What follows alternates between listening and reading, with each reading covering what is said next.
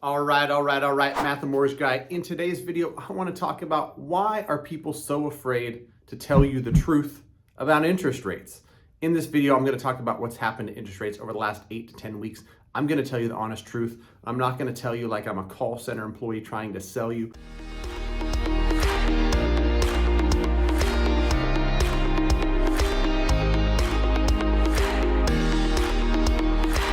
Before I jump into it, if you like straightforward and honest mortgage content, a little bit about the real estate market, what I see, what I hear as a mortgage broker closing hundreds of transactions per year, talking to thousands of people, thousands of real estate agents, boots on the ground type of information, consider subscribing to the channel, like, comment, share, do all that stuff. So this video today is something that I've been thinking about because I stay on these lenders' call lists, right? And when they call, I answer, right? Because I have mortgages, and so, it's public information and my phone number pops up. I do not, opt out to try to not get these calls. I want to hear what call center people are saying, because then I know what clients of mine are hearing when somebody calls them, one of these robo calls, one of these marketing calls from these huge companies.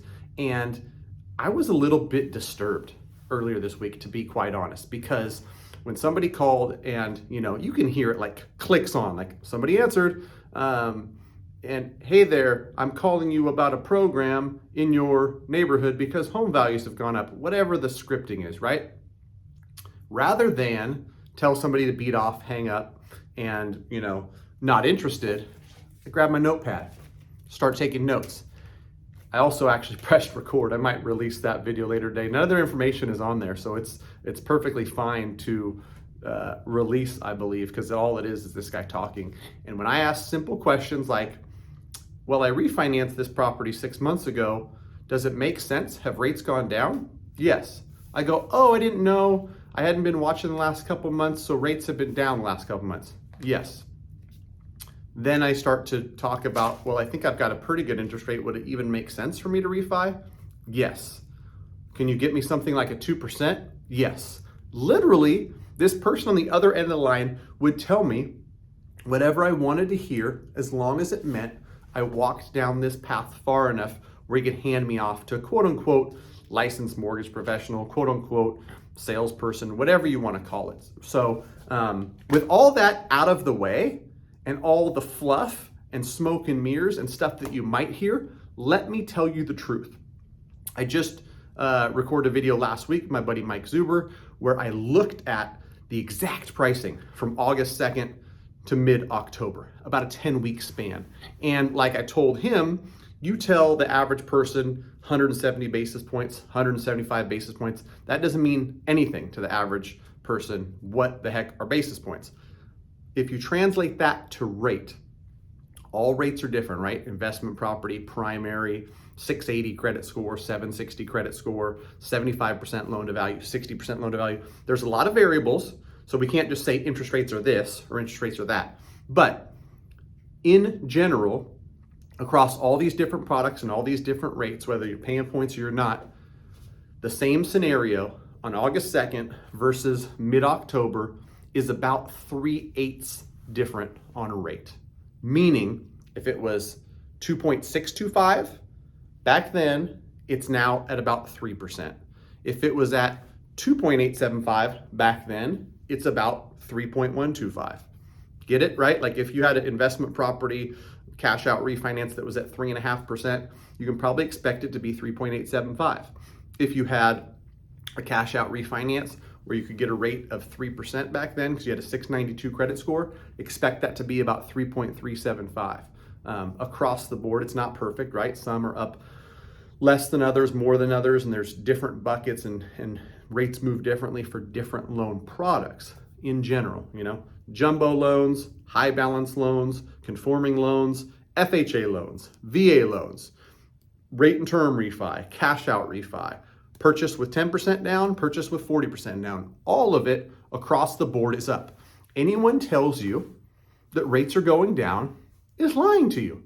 Somebody like myself who says, let's just tell it how it is. Rates are worse. And as flat as they've been, or as much as it takes a little while for rates to move, 3/8 is fairly significant, right? The only other thing I'd like to add is everyone always wants to know what's going to happen with rates. Are they going to go up? Are they going to go down? Are they going to stay the same? In the past, I've been pretty, I think this, but I'm not sure, or whatnot. And I haven't really had a really strong opinion on what's happening with rates in the past, because a lot of times, depending on what happens economically, depending on what happens here, right now more than ever, I'm convinced rates are going to go up and continue to go up.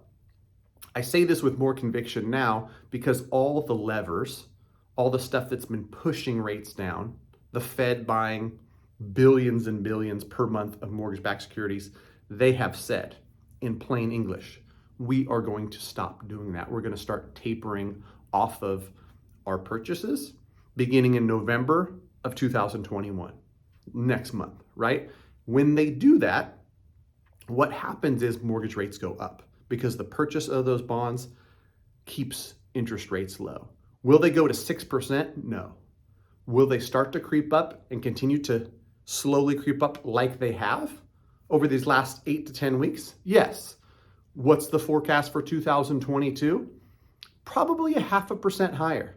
Whether we get there by Q1 or it takes until Q3, that's still up for debate. That's still yet to be seen. That still depends on other economic factors, how the US economy does, how the, different parts of the labor market react and recover and everything like that, right? There's always unforeseen things that nobody knows what's going to happen, but in general, that is my view on next year. So with all that being said, if you're looking to purchase a house or looking to refinance, waiting is not necessarily your friend. I talked to some clients yesterday, and some folks that are selling and then buying, it's not going to be as bad because the house that you're selling will appreciate along with the house that you're buying. So like those appreciate together. But most reports say that even though we're not going to see humongous double-digit growth like we have in the past, chances are, just based on simple supply and demand, home prices will continue to go up. And when home prices go up and interest rates also go up, makes it harder to buy, makes it more expensive monthly. And so waiting is not your friend. And with refinance, I can't tell you the dozens of people that I've cried for, I've bled for, because we had a great scenario and I couldn't put it into words without sounding like a salesman. Please act. Please do something right now while you've got a 2.625 without paying any points on a 30-year fixed. Some of those people acted, some of those people decided to wait or just got too busy, and then slowly but surely things crept up.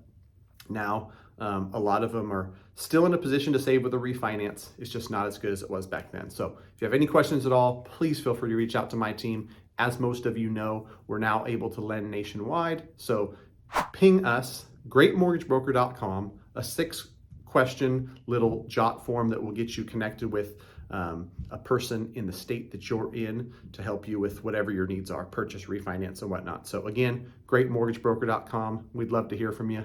Until next time, we gonna see.